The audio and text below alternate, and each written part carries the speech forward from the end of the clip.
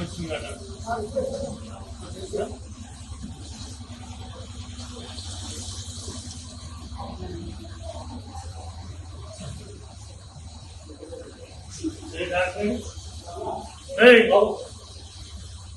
Doctor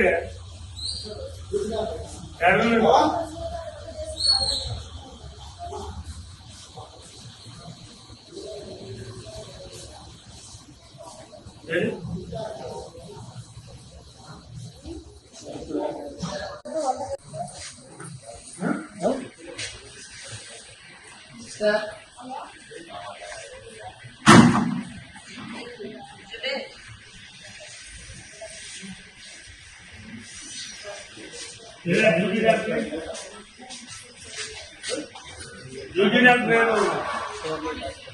duty doctor अरे 8 9 लोपा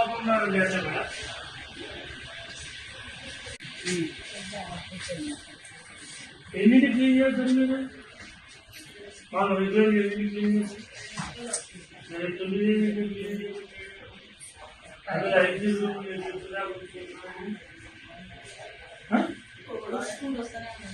నేను అనేది ఈ ఇంపార్టెంట్ కదా, ఐసీ రూమ్స్ ఇంపార్టెంట్ కదా, మరి ముందు ఈ క్లీన్ చేసుకోవాలి కదా మీరు. ఏది డాక్టర్ అయినా డాక్టర్ లేదు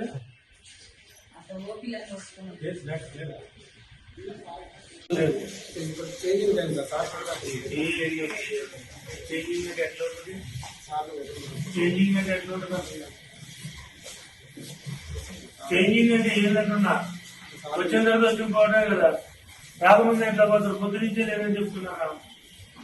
నువ్వు చేంజ్ చేయాలని చెప్తాను, మళ్ళీ అబద్ధాలని చెప్పు, ఉన్నది చెప్పు, వాసాలు చెప్పండి, ప్రజలు అన్యాయం చేయబాకండి. ఎన్నింటి మీరు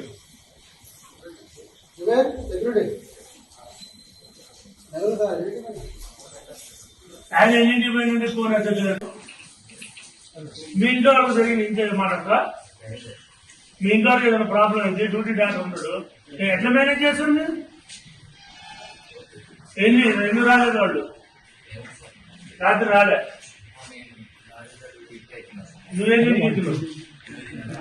నువ్వెక్కినప్పుడు లేదు. మీరమ్మా ఎన్నింటికి ఎక్కినావు మీరు మేడం? మీ డ్యూటీ డాక్టర్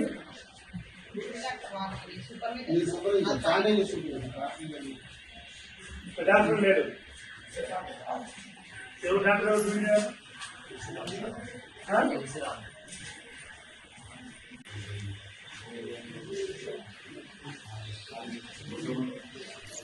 హలో, నమస్తే సుబ్రహ్మణ్యం గారు. ఇప్పుడు డాక్టర్ లేరు డ్యూటీలో, పొద్దు నుంచి లేరండి, ఇక్కడ ఎవరు లేరు, మేము హాస్పిటల్లోనే ఉన్నాం. ఏమి ఎవరు కాల్ చేస్తారు? ముందు ఆయన మెమో ఇచ్చి టీచర్ ఆఫీస్ కట్టి, ముందు ఆఫీస్ చేశారు ఆయన అర్జెంట్ మెమో ఇచ్చి. అదే ఎన్నింటికి వస్తారు ఆఫీస్కి? మీరు ఎన్నింటికి వస్తారంటున్నా? నేను ఎన్నింటికి వస్తాడు బాబు? 9:30కి వస్తాడా?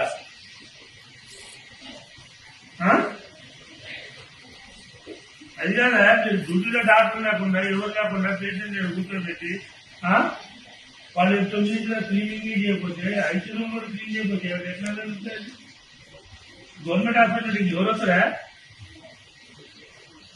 నేను చెప్తూనే ఉన్నా, ఫస్ట్ నుంచి చెప్తున్నాను, మీ కార్పొరేట్ ఆఫీస్ తీసుకున్నారని నేను చెప్తుంటే ఏం చెప్పుకుంటావు? ఎవరు ఇక్కడ పనిచేసేది? ఎవరు ఇక్కడ బాధ్యులు? ఎవరు ఇక్కడ బాధ్యులు? సూపరాజు నాగార్జున ఎవరు? ఏం పని నడుస్తుంది? ఎన్నింటికి నడిచేది? అరే ఎంతో లైట్ రూమే నువ్వు క్లీన్ చేసి లేకపోతే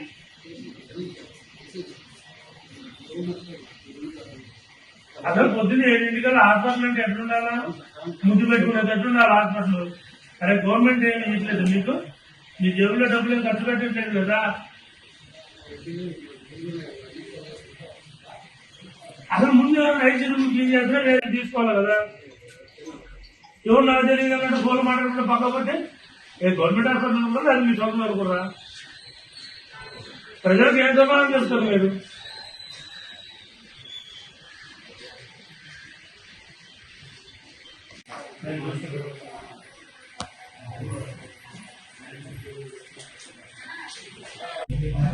డ్యూటీ డాక్టర్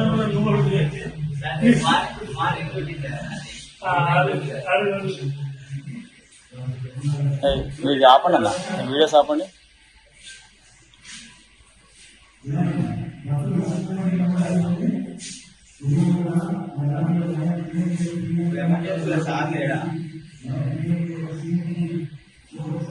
ఆడెవరు లేదు, ఆడించి అవుతుంది, ఆడించి అవుతున్నాం. మనం